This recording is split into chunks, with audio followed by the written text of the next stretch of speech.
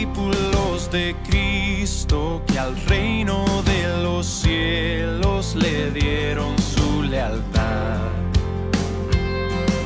Siervos que ante él se postran. Señor, en el Evangelio según Lucas capítulo 5.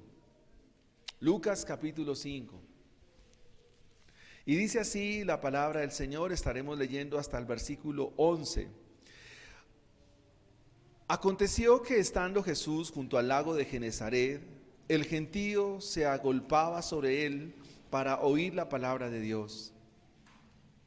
Y vio dos barcas que estaban cerca de la orilla del lago, y a los pescadores, habiendo descendido de ellas, lavaban sus redes.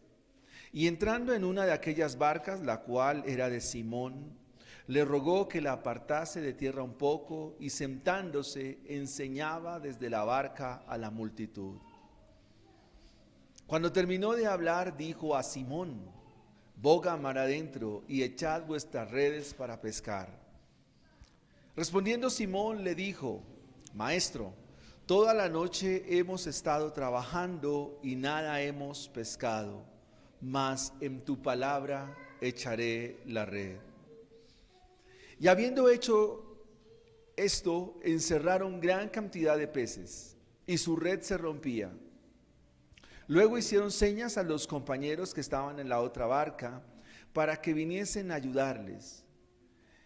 Y vinieron y llenaron ambas barcas, de tal manera que éstas se hundían.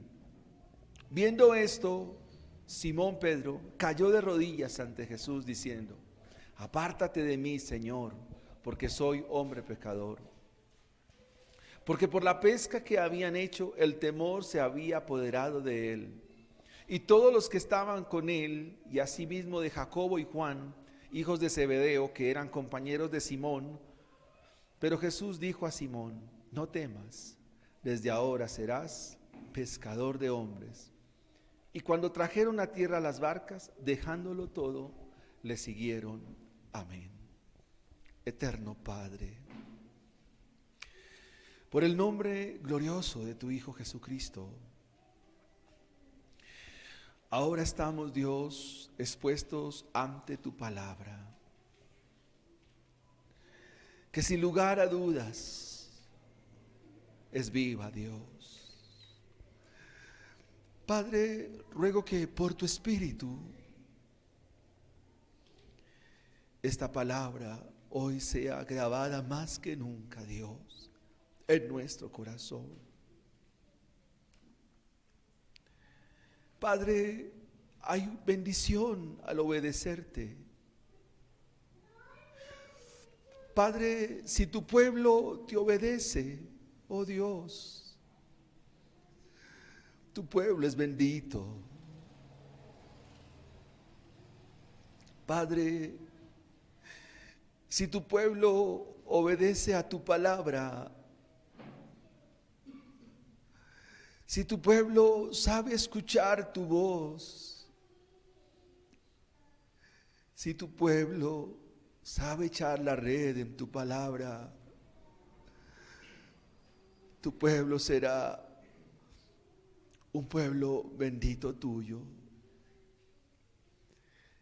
Padre, al igual que en el pasado, si nos salimos, si, Padre, nos apartamos de tu palabra, Señor, fracasamos, erramos, Señor.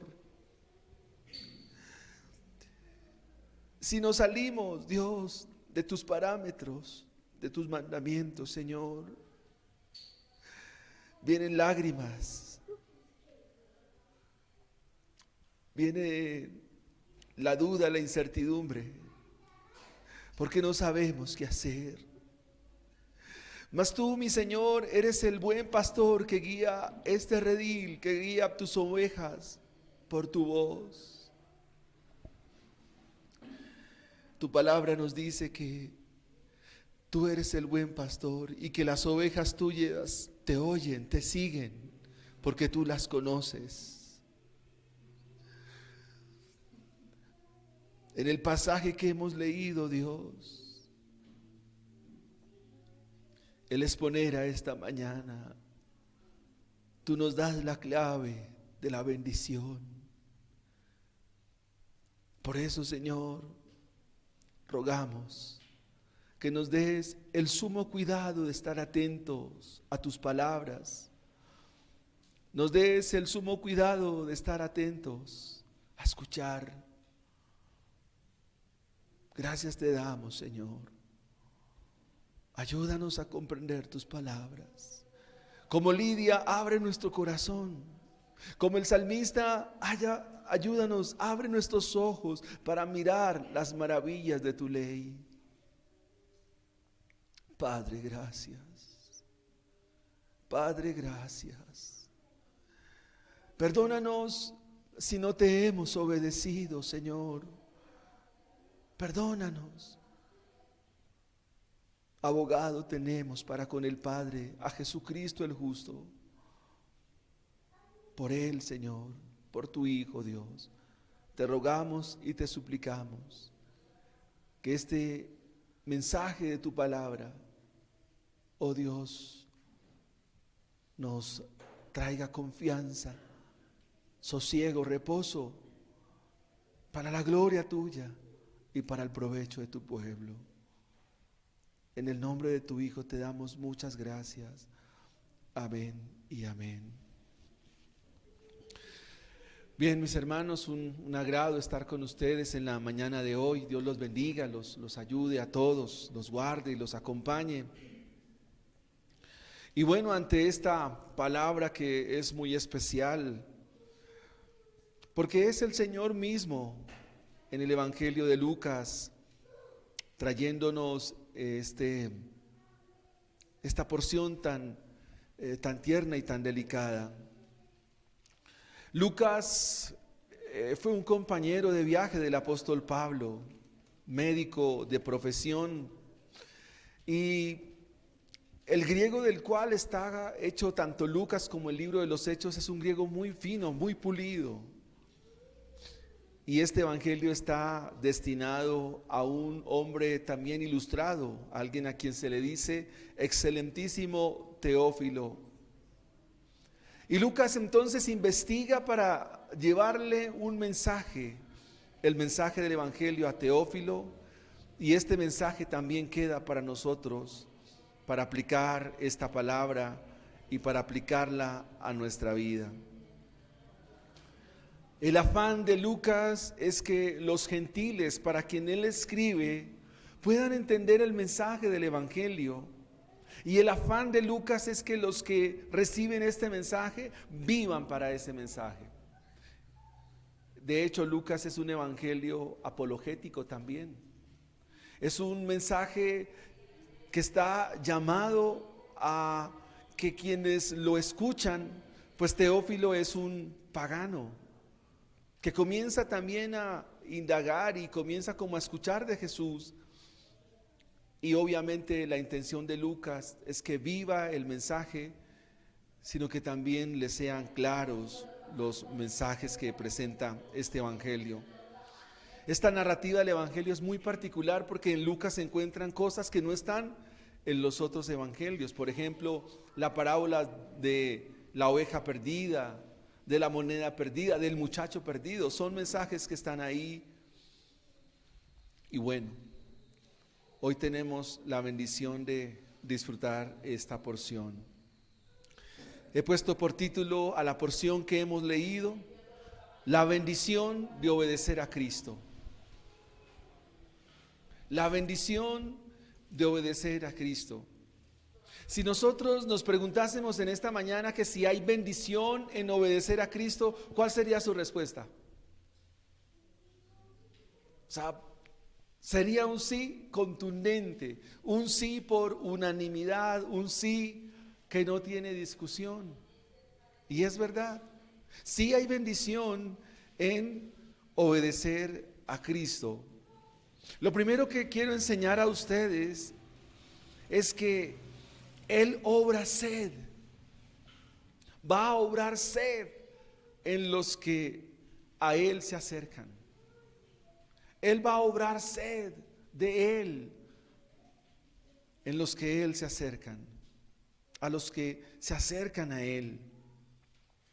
En el capítulo 5 usted encuentra en el versículo 1 que el Señor sale de la sinagoga de Nazaret, luego viene hasta Capernaum y al otro día va a Genezaret. Esos eran lugares muy pequeños alrededor del lago. Realmente este es el lago de Galilea. Y pues Lucas, como ya tiene un panorama geográfico mucho más amplio, ya no le llama el mar de Galilea o el mar de Bethsaida como se le conocía, sino que le llama un lago, porque es un lago en esencia.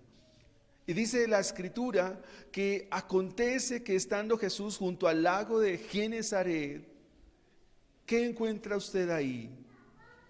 Que el gentío se agolpaba, que el gentío se atiborraba. Llegaron las multitudes. ¿A qué llegaron? ¿Qué llegaron? A oír la palabra de Dios. El gentío se agolpó ¿sobre quién? Sobre Él, sobre Jesús, sobre el Señor. ¿Para qué? El para es la respuesta a lo que está aconteciendo. Él obra sed, Él obra. El reino estaba cerca, demasiado cerca, estaba ahí vivamente a través de la persona del Señor Jesucristo. Y los que estaban ahí entonces se agolpan, se llega la multitud sobre Él. Algo así como Jesús está en la orilla y viene la multitud porque quiere oír su palabra.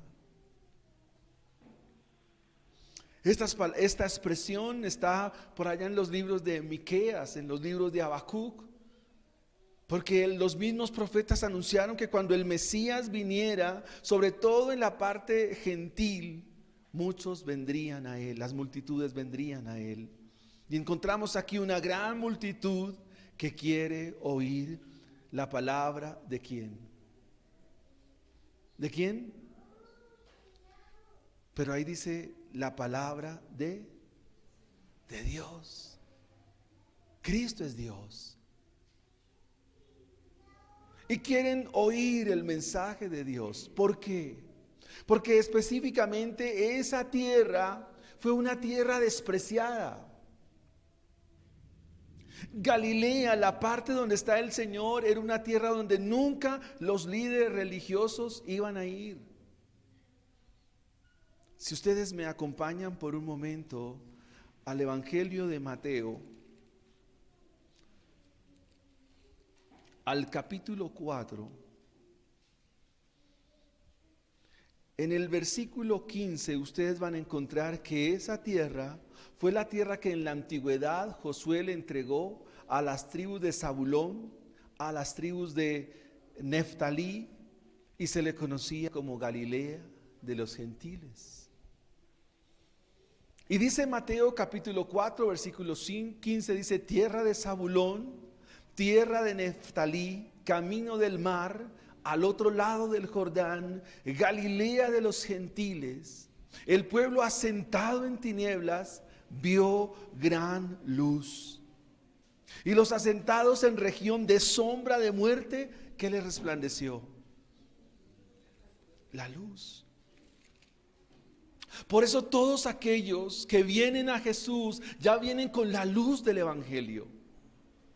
Todos aquellos que vienen a Jesús están ya alumbrados. Todos aquellos que vienen a Jesús, la gracia los ha bañado, las misericordias de Dios los ha cubierto.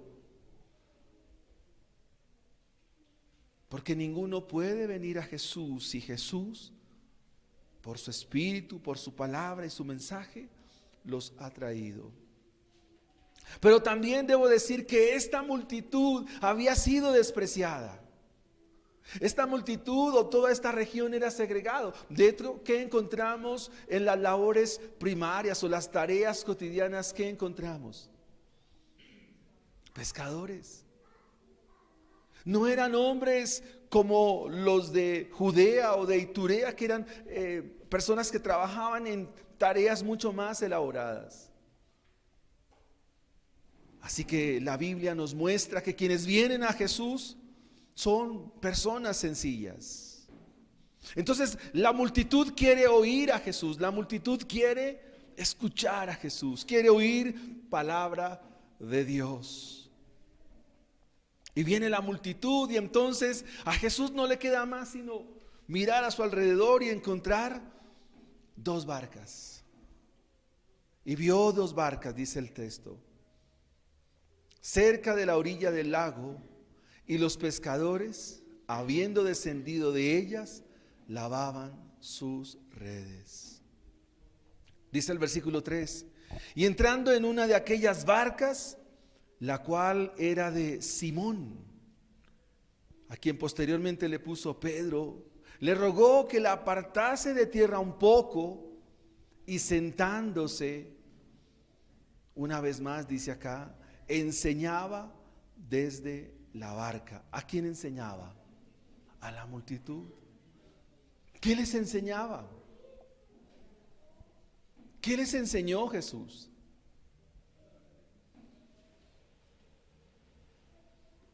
Comenzó a enseñar. ¿Qué enseñanza traía Jesús? ¿De qué les habló en este momento? Pues del reino, de la dinámica del reino, cómo funciona el reino de los cielos. ¿Y cómo sabemos eso? Porque es el mismo mensaje, es el mismo mensaje de todas las escrituras. En el capítulo 4, cuando abrió el profeta Isaías, en el versículo 18 dijo: el Espíritu del Señor está sobre mí y me ha ungido para dar buenas nuevas a los hombres. Ese es el mensaje. La enseñanza de Jesús radica en una buena noticia. El mensaje del Señor se centra en el mensaje glorioso del Evangelio. Es la buena noticia, la más excelente de las noticias. ¿Y en qué consiste esa noticia? ¿Cuál es lo que trae la noticia? Que esta noticia sana al corazón quebrantado. ¿Qué es un corazón quebrantado? Es un corazón que está dolido. Es un corazón que está en amargura. Es un corazón que está en tinieblas. Es un corazón triste. Y Jesús viene con ese mensaje para decir: he sido enviado para sanar. Y aquí la palabra sanar significa restaurar. Aquí la palabra sanar significa traer de regreso. Aquí la palabra sanar significa como cuando se rompe algo y se hace otra vez. El profeta Jeremías en el capítulo 18 nos muestra a Jesús como el alfarero. Nos muestra al Señor Jesucristo como aquel que toma la vasija y la hace otra vez. No la remienda, sino que otra vez vuelve y la hace. Así que, mis hermanos, el mensaje del Evangelio o el mensaje de Jesús es un mensaje que nos dice a nosotros en esta mañana que Él viene a sanar nuestro corazón de toda dolencia, de toda dificultad, de toda tristeza, de toda amargura, de todo dolor. Ese es el mensaje del Evangelio. El Espíritu del Señor está sobre mí porque me ha ungido para dar buenas nuevas a los pobres. Y me ha enviado a sanarnos de la peor de las enfermedades, de la peor de las tragedias, y es el pecado. A sanarnos del pecado, de la maldad, y limpiarnos de ello. A sanar los corazones quebrantados. Esa región de Galilea era una región tomada muy en poco. Pero también el mensaje del Evangelio, nos dice Lucas, que vino a pregonar libertad a los cautivos Y uno pudiera decir, pero si yo soy libre y yo salgo acá y yo no estoy tras ninguna rejas, pues es el mismo mensaje. La Biblia nos dice que la gente está muerta en sus delitos y pecados, que son esclavos del pecado y que Cristo viene para obrar libertad. Su verdad hace libre al que está cautivo.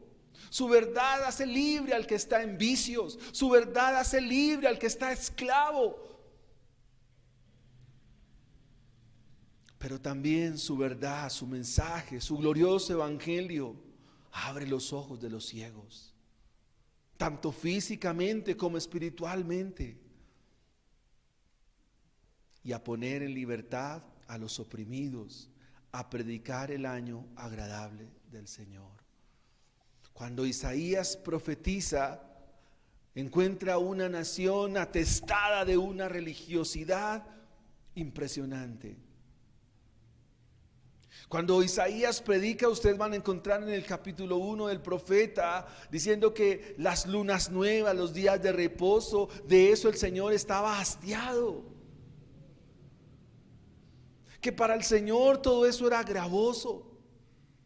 Que cuando el pueblo multiplicara la oración, Él no los iba a escuchar. Cuando ofrecieran más y más el cebo y todos los animales engordados y todos los sacrificios, eso era ofensa para el Señor, porque el pueblo estaba también en oscuridad. Pero ahora vino el Señor a enseñar a las multitudes, a enseñar desde la barca, a enseñar a esta multitud que se agolpaba para oírle, para escucharle, a enseñar. Y aquí hay dos contrastes muy interesantes, porque ellos se acercan para oír y ahora el Señor enseña. Y esta palabra enseñar, Lucas la pone en una perspectiva muy importante porque tiene que ver con instrucción, tiene que ver con determinación. Esta palabra enseñar es la palabra griega didaskalia, que significa instruir, guiar por enseñanza. O sea, es el mensaje de un maestro que le está diciendo a los suyos qué tienen que hacer. Le está diciendo a los suyos cómo lo deben hacer, en qué consiste la enseñanza. Y dice el versículo 4, cuando terminó de hablar, dijo a Simón: boga mar adentro y echad vuestras redes para pescar. Hemos dicho en primera instancia que Él obra sed de Él en los que le escuchan, en los que le obedecen. Ahora en segunda instancia vamos a ver que Él se glorifica en los que le obedecen. Él se glorifica en los que le obedecen. Versículo 5. Retomo el 4. Cuando terminó de hablar, dijo a Simón: boga mar adentro. Eso significa: Pedro, reme más allá, más adentro, reme, y vuelva y eche las redes. Es interesante lo que el pasaje nos está diciendo, porque cuando el Señor llega a la mañana, ¿qué estaban haciendo los pescadores en el versículo 2? Estaban lavando las redes, como quien dice: estamos limpiando la herramienta de trabajo, me voy para la casa.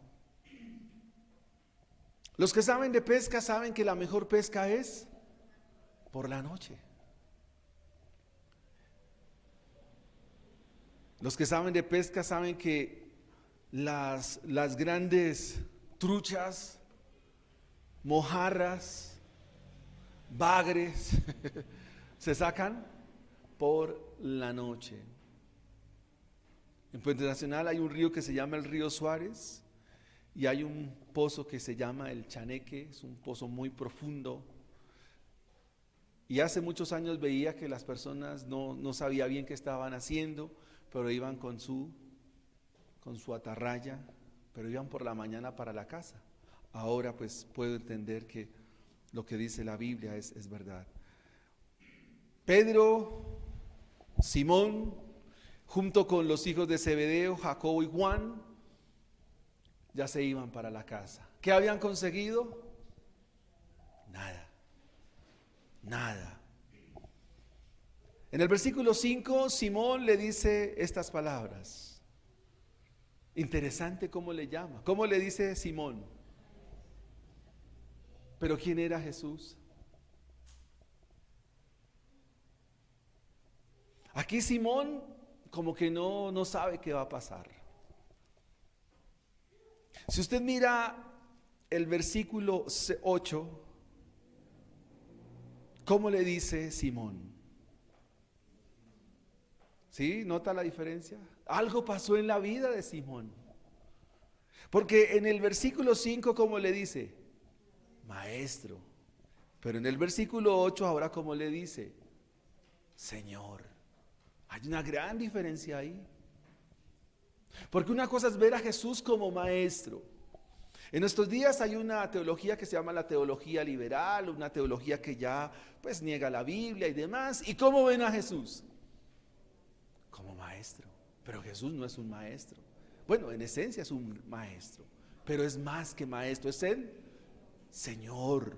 Y la palabra que pone aquí Lucas es Curios. Significa Señor de todas las cosas. Señor soberano sobre todas las cosas, porque Él es Dios soberano. Es Señor de los peces que estaban ahí. Y Él los juntó para que Pedro recogiese lo que no había hecho en toda la noche. Así que responde Simón y le dice: Maestro, toda la noche hemos estado trabajando y nada hemos pescado.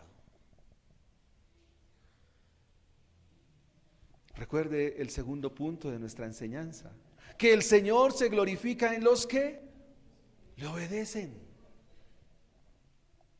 Y pudiéramos preguntarnos por qué no vemos la gloria de Dios en nuestra vida. Porque a veces no es tan fácil ver la gloria de Dios en lo que hacemos.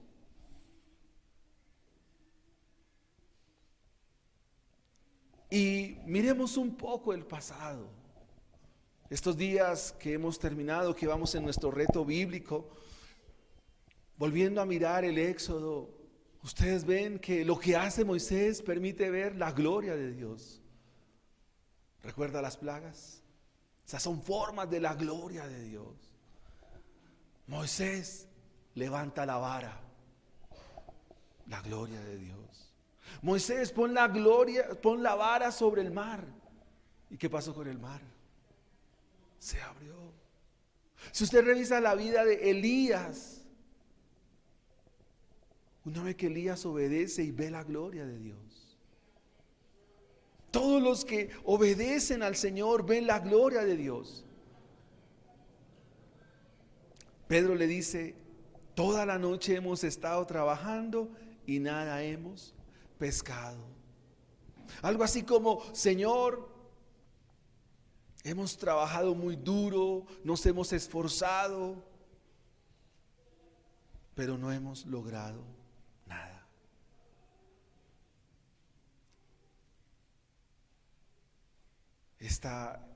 Este versículo 5 nos muestra que el Señor siempre llama a su pueblo a que le obedezcan, para que vean su gloria.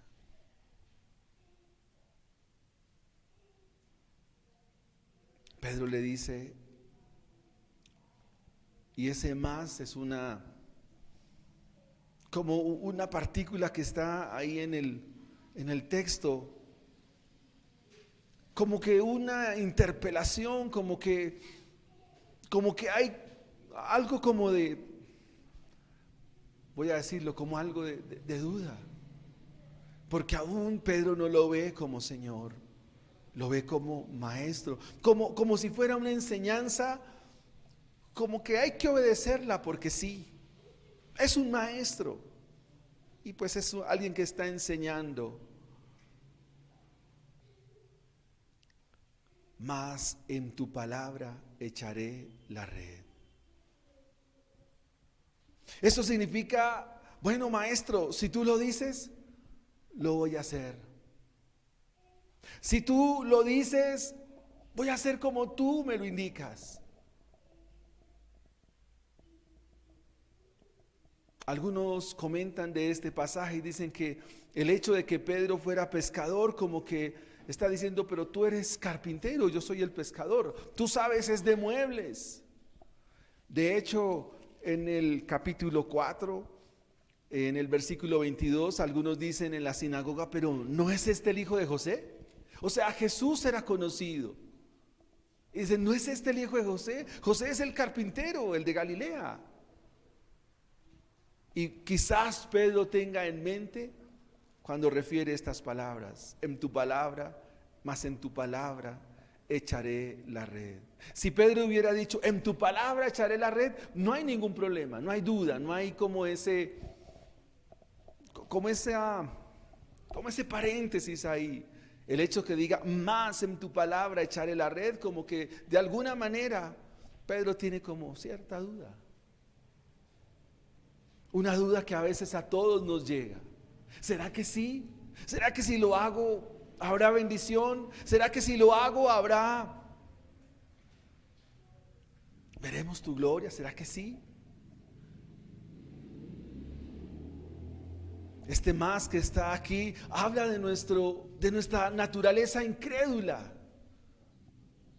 Este más que está aquí habla de que nosotros aún dudamos de la palabra de Dios. Este más que está aquí habla de esa naturaleza de incertidumbre, de saber si realmente este mensaje es un mensaje contundente, un mensaje efectivo. Pero finalmente Pedro obedece. Mas en tu palabra echaré la red. Bueno, la voy a echar, Señor, Maestro. Ahora, versículo 6, ¿qué hace Pedro? Recuerde que ya estaba lavando las redes. Cuando en un mar como el de Galilea, cuando se lanzan muchas veces una atarraya por la fricción entre el agua y el mismo hilo, se genera como una especie de una película, algo así como como una especie de escamita ahí y eso va deteriorando, por eso hay que lavarlas. Algo así como que usted limpió una herramienta y tiene que ahora volverla a usar. ¿Qué pensaría usted? No, pero otra vez volver. Si no voy a conseguir nada, otra vez me toca volver a lavarla, volver a limpiarla y el Señor otra vez me va a volver a tirar la red. Pero Pedro lo hace. Dice, habiendo hecho. ¿Y cómo se llama eso? Obediencia. Obediencia. Y habiendo hecho, obedeciendo, encerraron gran cantidad de peces. Ahora, ¿de dónde surge la obediencia de Pedro? De haber escuchado a Jesús, de haber escuchado al Señor. La obediencia no debe partir, no debe tener otra fuente que no sea la enseñanza de Jesús. Porque sus palabras constriñen, sus palabras empujan, sus palabras producen querer como hacer. Y si nosotros como iglesia no estamos en obediencia, es porque hay otras voces que estamos escuchando. Recuerden la enseñanza de hace 8 días. Cuando escuchamos otras cosas que no es la voz de Dios, aún lo poco que tenemos nos va a ser quitado. Así que la obediencia surge, parte, es el resultado de las palabras de Jesús, de las palabras de Dios mismo. ¿Y qué pasó? ¿Qué pasó, hermanos? ¿Qué encerraron? Gran cantidad de peces.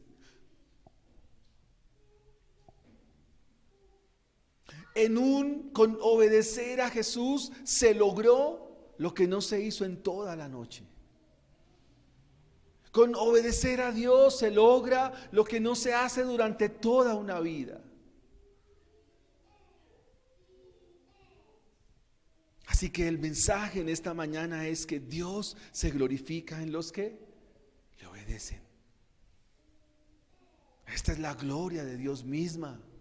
Ya Simón tiene en mente que quien está ahí no es alguien, un maestro como los demás rabinos de la época. Quien está ahí no es el maestro que tal vez, o los maestros que solían escuchar como los escribas y los fariseos, sino que realmente quien está aquí es alguien distinto, diferente, y que sus palabras son poderosas. Es Dios mismo quien está aquí.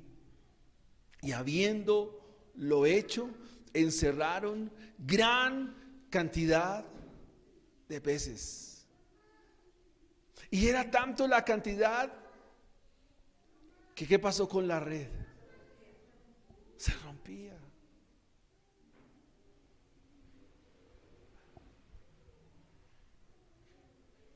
Qué interesante, ¿no? Ahora pregúntate, porque el mensaje es para ustedes, para mí. ¿Cómo estamos de obediencia? Aquí el mensaje tiene que ver con la fuente de trabajo de la cual dependían. Si eran pescadores, pues lo lógico es que vivían ¿de qué? Pues de la pesca. Si eran pescadores, vivían de su trabajo. Y aquí Dios nos enseña que nosotros realmente dependemos de Dios a través del lugar donde nos ha puesto. Encerraron gran cantidad de peces y su red se rompía. Entonces hicieron señas a los compañeros que estaban en la otra barca para que viniesen a ayudarles. Y vinieron y llenaron ambas barcas. Una barca de pesca en los días de Pedro era una barca de alrededor de unos 4 a 5 metros por 2 metros de ancha. Haga cuentas. Más el profundo de la barca, que eran unos 80 centímetros más o menos. Y el texto nos dice que se llenaron ambas barcas, las dos barcas se llenaron, de manera que se hundían, dice Lucas en su... Ahora veamos nuestro tercer punto. Hemos dicho que Dios se glorifica en los que le obedecen.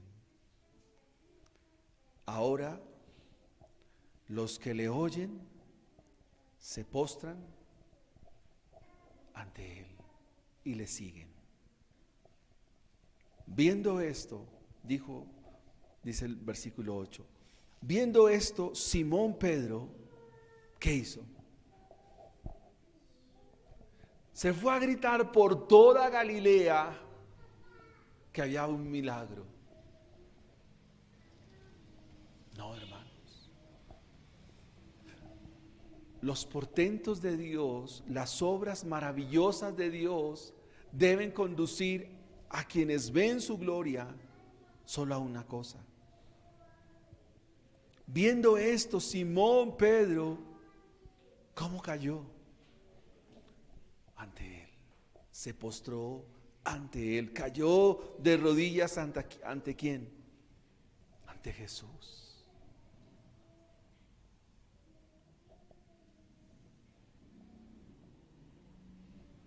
Y no solo se postra, sino que ahora se ven a sí mismo. Porque para eso son los milagros. Esas son las maravillas de Dios. En nuestros días muchas congregaciones entonces llaman a las personas a las plataformas a que confiesen milagros. Pero curioso, nunca hablan de sus pecados. Aquí vemos a un Galileo, a un tal Simón, postrado de rodillas, ¿ante quién? Ante Jesús. Porque ante Él, ¿quién no se humilla? Ante Él, ¿quién no se postra? Ante Él, ¿quién no doblega su corazón? En el pasado fue así. Un personaje de la antigüedad, Josué, estando mirando Jericó, estaba con su espada y viene alguien y le pregunta: ¿tú quién eres? ¿Eres de los nuestros o eres de nuestros enemigos? ¿Y qué le dijo el Señor? Yo soy el príncipe de los ejércitos de Jehová. ¿Y qué hizo Josué? Se postró ante Él.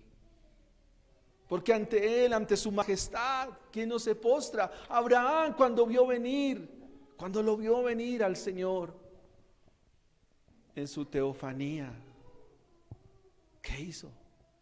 Corrió y se postró ante Él. Esas son las consecuencias de ver la gloria de Dios. Esas son las consecuencias de ver la gloria del Señor. Pero no solo se postra, sino que quien está ahí es el santo. La expresión que dice: apártate de mí, Señor, porque soy hombre pecador, habla de que quien está ahí es santo. Implícitamente, cuando vemos al santo, nosotros vemos nuestro pecado. Como Isaías: ay de mí, que siendo hombre inmundo de labios, habitando en medio de gente pecadora, mis ojos han visto ¿a quién? Al mismo. Al mismo. ¿Y qué es lo que hacemos los pecadores ante la presencia del Señor? Apártate de mí, Señor, porque soy pecador. Somos pecadores.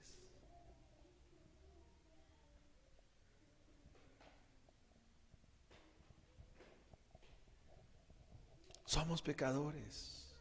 Somos hombres y mujeres que pecamos.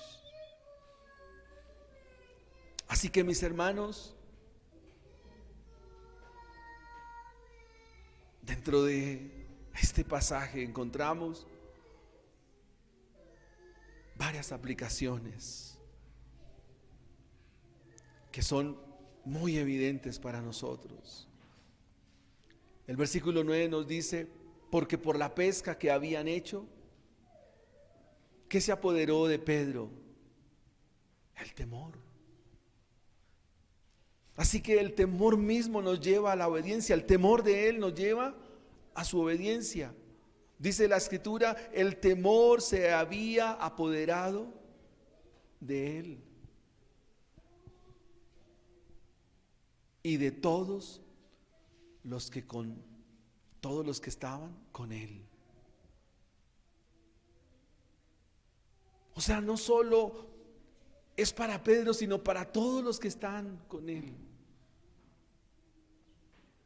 Hermanos, si tú obedeces, tú,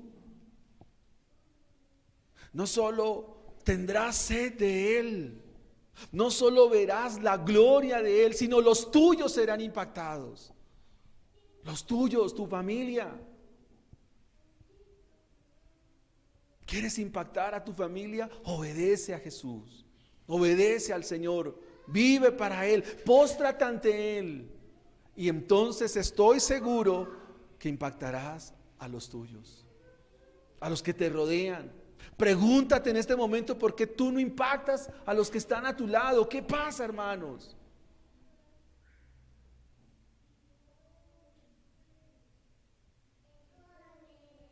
El texto nos dice, por la pesca que habían hecho, el temor se había apoderado de él y de todos los que estaban con él. En la otra versión dice, y todos los que con él estaban.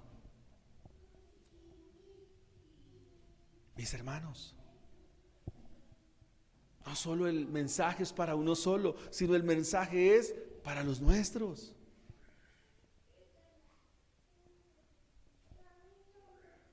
El hecho de que Lucas en el versículo 10 póngala ahí, no solo significa que con él estaban otras personas que no sabemos sus nombres, sino que también dice, y asimismo Jacobo y Juan, quienes llegaron a ser, pues en el buen sentido de la palabra, los tres que vieron cosas de Jesús que los otros no vieron.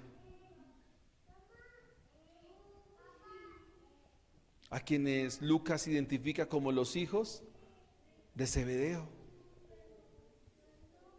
Eran compañeros del gremio, ¿no? El gremio de la pesca, compañeros de trabajo.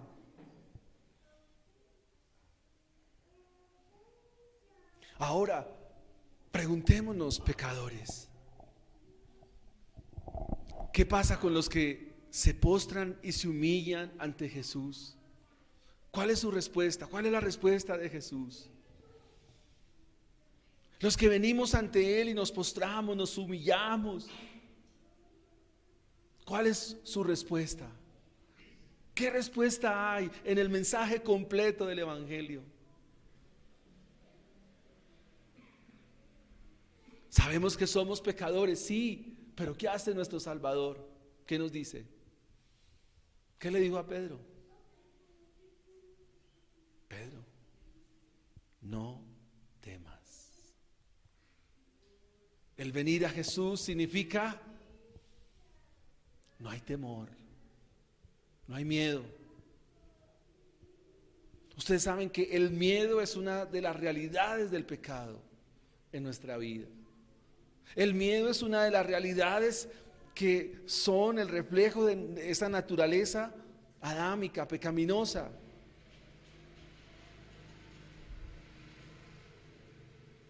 De hecho, si miramos el versículo 8 una vez más, dice, cayó de rodillas ante Jesús diciendo, apártate de mí, Señor, porque soy hombre, no pescador, pecador. Soy pescador, pero soy un hombre pecador. Y el Señor le dice, no temas, no temas, no tengas miedo. Desde ahora serás pescador de hombres. Y esa es una aplicación. Todos aquellos que ven la gloria de Dios y vienen a Jesús, se postran ante Él, no solo ven la gloria de Dios, sino que ahora son pescadores de hombres. Y ese es un desafío para este año como una iglesia santa y misionera. ¿Cuántos vamos a pescar? No lo sabemos, pero hay que tirar la red. Hay que tirarla, hermanos. Usted es un pescador. Desde ahora serás pescador de hombres. Ahora, ¿va a tener dificultades? Sí. ¿Va a hacer cosas que no se imaginaba que iba a hacer? Sí. Por ejemplo, en la noche que el Señor es entregado. ¿Recuerdan a Pedro que lo que hizo? No conozco a tal hombre, se enfureció, porque le dijeron, tú andabas con él. Míralo, es Galileo, no conozco a tal. Y lo dice en Marcos, dice que lo dijo de manera furiosa, como diciendo, no me confunda. Sí, él estaba con él, lo vimos. Y luego cantó el gallo. Porque las palabras de Jesús son ciertas. Pero este mismo hombre, el día de Pentecostés, se levanta predicando el evangelio. Y la historia dice que este hombre murió crucificado boca abajo, porque dijo: no soy digno de morir como mi Salvador. Versículo 11: cuando trajeron a tierra las barcas, ¿qué hicieron?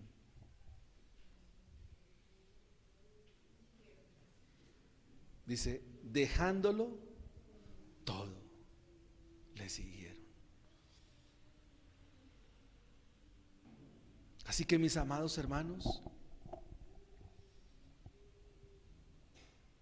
ustedes pudieran decir: ¿y ahora de qué iban a vivir? ¿Y ahora quién iba a estar a cargo de ellos? Pudiéramos decir: bueno, ¿y ahora qué van a hacer? Lo dejaron todo, le siguieron. Bueno, es que ellos son llamados, según Mateo 10, son llamados al ejercicio de predicar la palabra. Pero Dios los sostiene, los sostuvo, y igualmente a nosotros nos sostendrá. Hermanos amados, es una bendición obedecer a Jesús. Pregunto, hermanos, ¿sí es bendición obedecer a Jesús? ¿Seguro? ¿Y en qué lo vamos a obedecer? ¿En cómo es su enseñanza? Así que el próximo domingo estaremos mirando la primera marca de una iglesia saludable. Vamos a obedecer al Señor. Vamos a obedecer a nuestro Dios. Vamos a ponernos en pie y vamos a orar. Si no has sido obediente al Señor, pues dile: Señor, soy hombre pecador. Si no has sido obediente al Señor, bueno, arrepentimiento, y vamos a ser obedientes. Vamos a ser obedientes. Hay un ABC que hay que cumplir. Y ese ABC, ¿cuál es? Orar, congregarse, recibir la instrucción. Necesitamos escuchar la instrucción. Tenemos mucho por hacer este año, hermanos, y los queremos animar. Oremos al Señor. Eterno Padre que estás en el cielo, tu Hijo mismo es el mejor ejemplo de obediencia, porque fue a la cruz del Calvario y allí entregó su vida en obediencia. Tu palabra nos dice que Él se hizo obediente hasta la muerte, y muerte de cruz. Vamos a ser obedientes al llamado que Dios nos ha hecho. Padre, muchas gracias, Señor. Hay mucho por hacer, mucho por enseñar, mucho por predicar. Hay discipulados por hacer. Oh Señor, muchas gracias.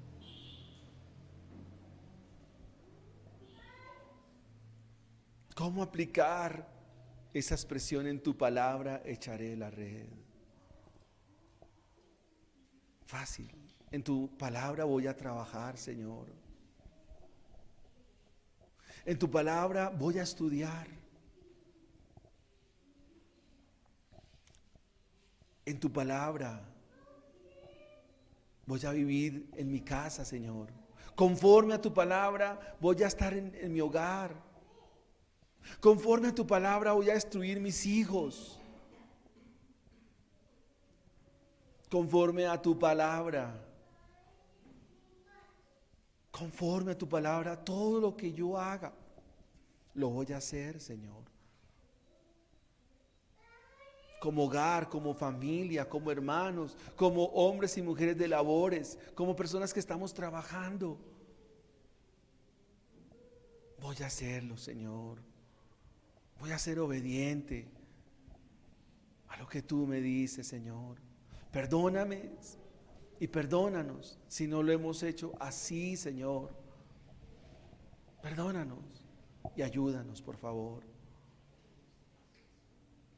Ayúdanos, Señor. Permítenos caer de rodillas ante ti, Señor, y confesar que somos pecadores. Pero tus palabras de gracia y tus palabras de misericordia, tus palabras de bondad, tus palabras que infunden aliento, son palabras que me dicen: no teman. No hay temor en Jesús. En Él no hay temor. No teman. No tengas miedo, Simón, porque eres salvo. Eso significa el no tener, que el Señor nos diga: tranquilos, no tengan miedo. Es la expresión sinónima, decir: son salvos. Porque el pecado nos hace convictos, el vernos pecados nos pone como reos de muerte. El vernos como pecadores nos pone en el mismo destino de la muerte. Y el hecho que el Señor diga: no tengan miedo, significa que hay un plan, hay un propósito. Te damos gracias, Señor. Ayúdanos, Señor. Hay bendición en obedecer a Cristo. La multitud se apilaba, la multitud se agolpaba para oírte. Señor, que en este año podamos escucharte más y más, porque hay bendición al oírte, pero también habrá bendición al obedecerte. Señor, que no seamos tan solamente oidores, sino hacedores de tu palabra. Y tu palabra, oh Dios, nos hará pescadores de hombres. Habrá personas las cuales vayamos, Dios, a discipular, a enseñar. Eso es pescar en términos bíblicos. Es enseñar a otros, es instruir a otros, es pescarlos para tu reino. Lo que comúnmente decimos: ganadores de almas. Muchas gracias, Señor. Ese es el propósito. Esa es la bendición, Señor. Gracias te damos, Señor, en el nombre de nuestro Señor Jesucristo.